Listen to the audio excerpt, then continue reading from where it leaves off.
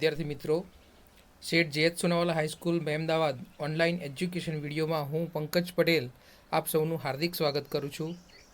विद्यार्थी मित्रों, धोरण 12 विषय तत्वज्ञान प्रकरण 1 विधान माटेना रूपो अने तेना प्रकारो। विद्यार्थी मित्रों, थोड़ाक विराम बाद आज आपणे फरीथी तत्वज्ञान में आगळ जोईशुं के विधान माटेना रूप एटले शुं अने विधान माटेना रूपना प्रकारो। तो विद्यार्थी मित्रों, विधान माटेना रूपना 3 प्रकारो छे। विधान माटेना 3 रूप छे, जेम के विधान माटेनुं तदेवार्थक रूप, विधान माटेनुं स्वव्याघाती रूप अने विधान माटेनुं परायत रूप। तो विधान माटेनुं तदेवार्थक रूप जेमां આપણે વાત કરીએ કે વિધાન માટેના જે રૂપના તમામ સ્થાનાપતિ નિદર્શનો હંમેશા સત્ય હોય છે તેને વિધાન માટેનું તદેવાર્થક રૂપ કહે છે। જેમ કે પી વિકલ્પન નિષેધ પી, તો આ પી વિકલ્પન નિષેધ પી એ વિધાન માટેનું એવું રૂપ છે, એટલે કે વૈકલ્પિક વિધાન માટેનું રૂપ છે જેમાં પી એ એક જ વિધાન પરક પરિવર્તી છે। એટલે કે જે નિષેધ પી છે તેમાં પણ મૂળ વિધાન તો પી છે, એટલે કે પીના સ્થાને આપણે ગમે તે એક વિધાન મૂકવાથી આપણને તે રૂપનું સ્થાનાપતિ નિદર્શન મળશે। તો આ રીતે પીના સ્થાને કોઈ એક વિધાન મૂકવાથી આપણને આ પ્રકારનું વિધાન મળે છે, જેને આપણે સત્યતા કોષ્ટકમાં જોઈ શકીએ છીએ। તો વિદ્યાર્થી મિત્રો, વિધાન માટેના તદેવાર્થક રૂપના સ્થાનાપતિ નિદર્શનોમાં કોઈ પણ ઉદાહરણ લઈએ આપણે, ચાહે તે ભૂતકાળ હોય, ભવિષ્યકાળ હોય કે વર્તમાનકાળ હોય, तो ते आ प्रमाणे ज आवशे। पी विकल्पन निषेध पी एटले कि पीना स्थाने मानो कि आपणे एक विधान मूकीशुं रवींद्रनाथ टागोर साहित्यकार हता, तो निषेध पी ए मूळ विधाननो निषेध थशे, एटले कि रवींद्रनाथ टागोर साहित्यकार न हता। हवे आखुं विधान जो आपणे जोईए विकल्पन तार्किक कारक साथे, तो पी विकल्पन निषेध पी એટલે કે કાં તો રવિન્દ્રનાથ ટાગોર સાહિત્યકાર હતા અથવા રવિન્દ્રનાથ ટાગોર સાહિત્યકાર ન હતા। હવે પ્રથમ વિધાન વાસ્તવિકતાની દ્રષ્ટિએ સત્ય છે અને બીજું વિધાન વાસ્તવિકતાની દ્રષ્ટિએ અસત્ય છે। એટલે કે કાં તો રવિન્દ્રનાથ ટાગોર સાહિત્યકાર હતા કાં તો રવિન્દ્રનાથ ટાગોર સાહિત્યકાર ન હતા, બંનેમાંથી એક જ વાત સાચી છે। અને એ રીતે જોવા જઈએ તો આ પી વિકલ્પન નિષેધ પી એ રૂપમાં કોઈ પણ વિધાન મૂકવામાં આવે, ચાહે સત્ય મૂકવામાં આવે અથવા અસત્ય મૂકવામાં આવે, ભૂતકાળ, ભવિષ્યકાળ કે વર્તમાનકાળનું કોઈ પણ રૂપ મૂકવામાં આવે તો પણ વિદ્યાર્થી મિત્રો, પી વિકલ્પન નિષેધ પી એ રૂપમાં રજૂ કરવામાં આવેલું કોઈ પણ વિધાન હંમેશા સત્ય જ હોય છે। તેથી વિધાન માટેના આ રૂપને વિધાન માટેનું તદેવાર્થક રૂપ કહે છે। બીજું વિધાન કાં તો મહાત્મા ગાંધી બંગાળી છે અથવા મહાત્મા ગાંધી બંગાળી નથી। જો પ્રથમ વિધાન અસત્ય છે તો બીજું વિધાન સત્ય છે, એટલે કે બંનેમાંથી કોઈ એક વિકલ્પ તો સત્ય જ છે, માટે તેનું સત્યતા મૂલ્ય સત્ય જ આવશે। તેવી રીતે ત્રીજું, ચોથું અને પાંચમું, આ પાંચે પાંચ વિધાનોમાં કોઈ પણ વિધાન એક વિધાન સત્ય હોય તો બીજું અસત્ય જ હોય છે। એટલે કે कोईपण एक विकल्प सत्य होय एटले पी विकल्पन निषेध पी रूप में रजू थयेलुं कोईपण विधान हमेशा सत्य ज होय छे। तेथी विधान माटेना आ तदेवार्थक रूप में रजू थयेलुं विधान हमेशा सत्य ज होय छे। बीजुं विधाननी वात करीए विद्यार्थी मित्रों, विधान माटेनुं स्वव्याघाती रूप। विधान माटेना जे रूपना तमाम स्थानापति निदर्शनो हमेशा सत्य होय ते रूपने विधान माटेनुं स्वव्याघाती रूप कहे छे। एटले के आ विधान माटेनुं एवुं रूप छे के तेमां कोईपण विधान मूकवामां पण तेना विधान माटेना स्थानापति निदर्शनो हमेशा असत्य ज आवे छे। तो अहींया आपणे एक उदाहरण जोईए, पी समुच्चय निषेध पी। पी समुच्चय निषेध पी ए विधान माटेनुं सामुच्चयिक विधान माटेनुं रूप छे अने तेमां एक ज विधान परक परिवर्ती छे अने आ विधान परक परिवर्तीने स्थाने अमुक विधान मूकवाथी आपणने विधान माटेना रूपना जे विधान अथवा तो स्थानापति निदर्शन मळे तेने आपणे सामुच्चिक विधान कहीशुं। तो आ सामुच्चिक विधानमां एक समुच्चित तरीके पीने स्थाने मूकवामां आवेलुं विधान अमुक एक सादुं के संयुक्त विधान हशे અને બીજા સમુચિત તરીકે એ જ વિધાનનો નિષેધ હશે, કારણ કે મૂળ વિધાન તો પી છે. એટલે પીના સ્થાને જે વિધાન હશે તે નિષેધ પીના સ્થાને તેનો નિષેધ હશે. તો આમ આ વિધાન માટેનું એવું રૂપ છે કે તેના સ્થાનાપતિ નિદર્શન રૂપ કોઈપણ સામુચ્ચિક વિધાન હંમેશા સત્ય જ હોય છે, અને તેનો અર્થ એ કે પી સમુચ્ચય નિષેધ પી એ વિધાન માટેનું સ્વવ્યાઘાતી રૂપ છે. તો આમ પી સમુચ્ચય નિષેધ પી એ વિધાન માટેના સ્વવ્યાઘાતી રૂપના સ્થાનાપતિ નિદર્શનોમાં ભૂતકાળ, ભવિષ્યકાળ કે વર્તમાનકાળ કોઈ પણ વિધાન મૂકવામાં આવે તો તેની અંદરથી આપણને જે સ્થાનાપતિ નિદર્શન મળશે તે હંમેશા અસત્ય જ હોય છે. તો જોઈએ આગળ પી સમુચ્ચય નિષેધ પી એ રૂપના સ્થાનાપતિ નિદર્શનો. પીના સ્થાને જે વિધાન મૂકીશું તે જ વિધાન નિષેધ પીના સ્થાને આવશે. રવિન્દ્રનાથ ટાગોર સાહિત્યકાર હતા એ વિધાન સત્ય છે. હવે નિષેધ પી એ પીનો નિષેધ થશે, એટલે કે રવિન્દ્રનાથ ટાગોર સાહિત્યકાર ન હતા, એટલે કે એક વિધાન સત્ય છે અને બીજું વિધાન અસત્ય છે. હવે આપણે સમુચ્ચયનો નિયમ જાણીએ છીએ કે પી સત્ય છે અને નિષેધ પી અથવા તો ક્યુના સ્થાને આવેલું અસત્ય છે, એટલે કે બંને સત્ય હોય તો જ સત્ય સાબિત થાય છે. અને અહીંયા બંનેમાંથી એક જ વિધાન સત્ય છે, તેથી તેનું સ્થાનાપતિ નિદર્શન અથવા તો સત્યતા મૂલ્ય અસત્ય આવશે. બીજું વિધાન મહાત્મા ગાંધી બંગાળી છે તે અસત્ય છે અને મહાત્મા ગાંધી બંગાળી નથી, તે વિધાન સત્ય છે, એટલે કે એક સમુચિત સત્ય છે અને એક સમુચિત અસત્ય છે, એટલે કે બંને સત્ય હોય તો જ સત્ય સાબિત થાય, તેથી આ અસત્ય છે.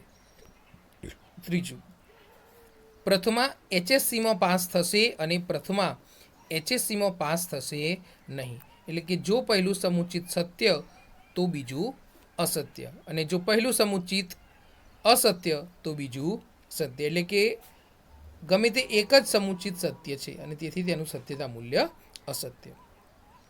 જો પદાર્થને ગરમી આપવામાં આવશે તો પદાર્થ ફૂલશે એ સત્ય, અને જો પદાર્થને ગરમી આપવામાં આવશે તો પદાર્થ ફૂલશે એ વાત ખરી નથી, અસત્ય. એટલે કે ગમે તે એક વિકલ્પ સત્ય છે અને બીજો અસત્ય છે, એટલે સત્યતા મૂલ્ય અસત્ય.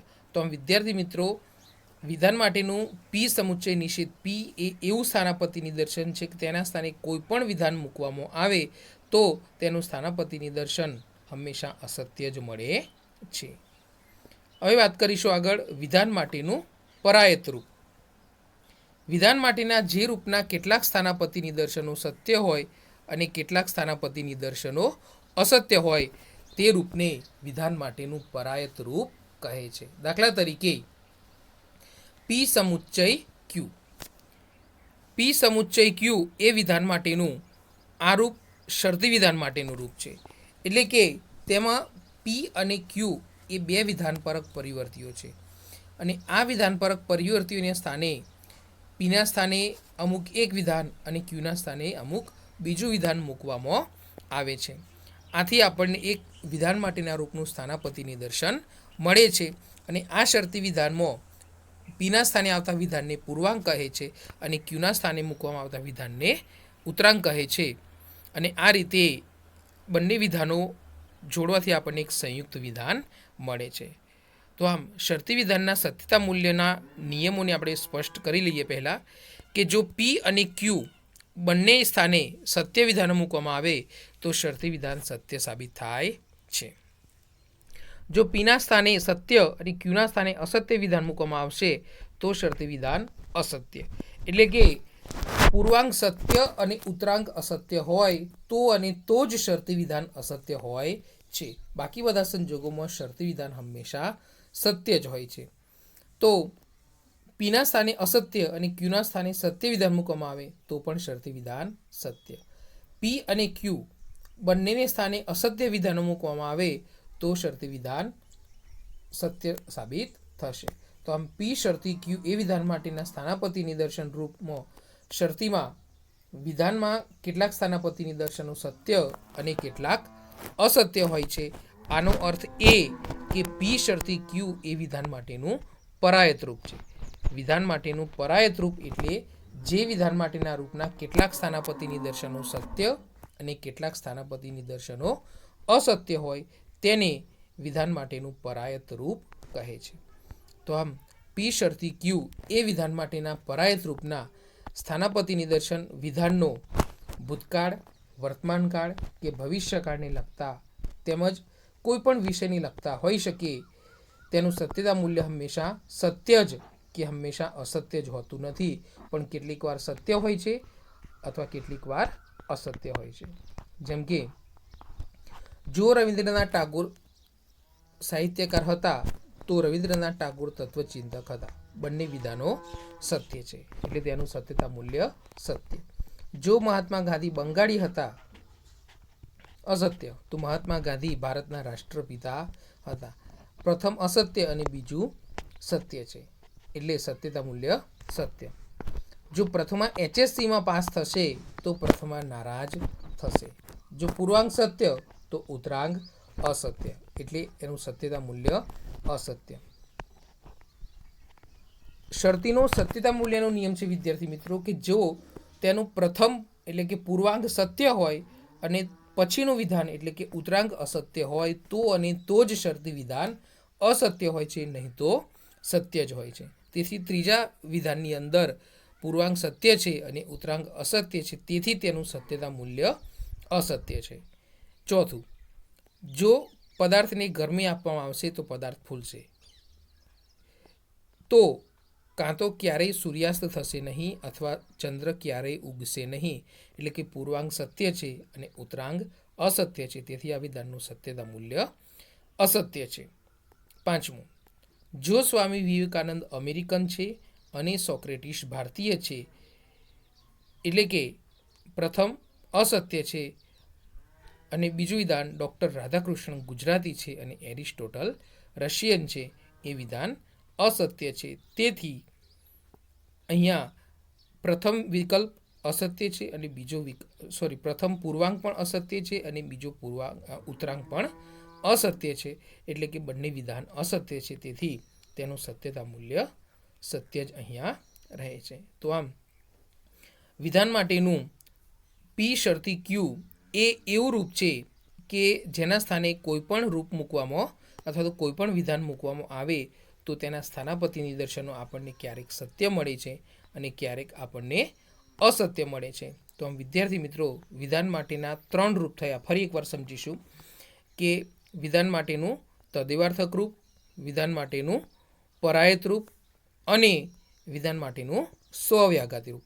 તો વિધાન માટેનું તદ્વિવાર્થક રૂપ કે જેના સ્થાનાપતિ નિદર્શનો હંમેશા સત્ય જ હોય છે, વિધાન માટેનું સ્વવ્યાઘાતી રૂપ કે જેના સ્થાનાપતિ નિદર્શનો હંમેશા અસત્ય જ હોય છે, અને વિધાન માટેનું પરાયત રૂપ કે જેના સ્થાનાપતિ નિદર્શનો હંમેશા એટલે કે ક્યારેક સત્ય હોય છે અને ક્યારેક અસત્ય હોય છે. તો આમ આ વિધાન માટેના 3 રૂપ થયા. હવે વિદ્યાર્થી મિત્રો, આપણે આગળ જોઈશું હવે કે વિધાન માટેના રૂપના પ્રકાર નક્કી કરવાની સત્યતા કોષ્ટકની પ્રત્યક્ષ રીત, જે આપણે આગલા વિડીયોમાં જોઈ ગયા છીએ. હવે નેક્સ્ટ વિડીયોમાં આપણે સત્યતા કોષ્ટકની પ્રત્યક્ષ રીત વિશે થોડી માહિતી વધુ મેળવીશું અને તેના વિધાન માટેના રૂપનો નિર્ણય કઈ રીતે કરવો તેની પણ આપણે વાત કરીશું.